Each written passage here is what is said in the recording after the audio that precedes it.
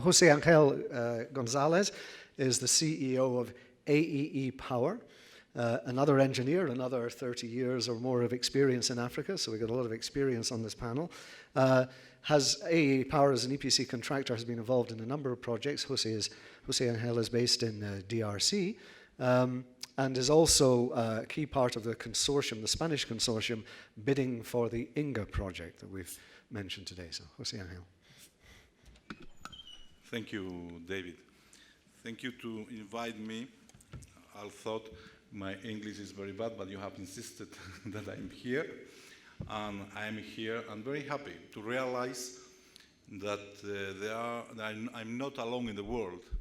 And there are a lot of people who share the same problems that I have.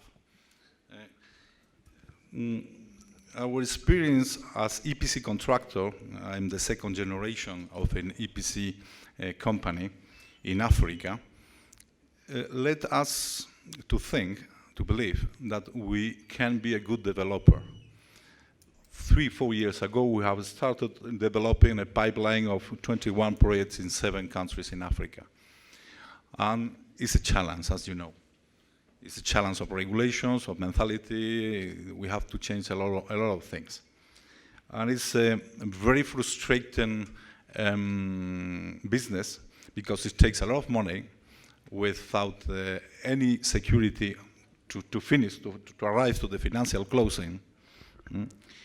And we are in this challenge of develop all these projects. And it is frustrating because you have the paradox that in the market, as you know, there are exuberant quantities of liquidity, of capital. For example, in this week that we are here, the debt of the United States will rise, will be augmented in $50 billion. $50 billion is the budget of the World Bank for Africa, only in 1 week. $27 trillion are the debt of Germany, and this debt is the GDP of Africa. 37 gigawatts of PV solar plants has been invested in Germany in the last 20 years. 37 gigawatts is the operational power installed in South Africa, and the 40% of the total power installed in Africa. So it gives an idea of how much liquidity there are in the market. But in the demand side, 600 million people in Africa, almost the population of Europe, has not access to electricity.